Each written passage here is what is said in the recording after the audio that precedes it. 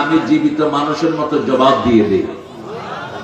এই জন্য সব নবীকে সালাম দেব তো কিভাবে দিবেন? ও সালামুন আলাল, বলেন ও সালামুন আলাল মুরসালিন, আগে সালাম, তারপরে যাদের পর তারা। ইয়া নবী সালাম আলাইকা না, আগে ইয়া নবী না। ইয়া নবী এটা বেয়াদবিমূলক শব্দ।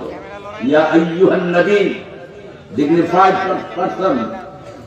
আল্লাহ নিজে কখনো ইয়া নবী বলে ডাকেন না।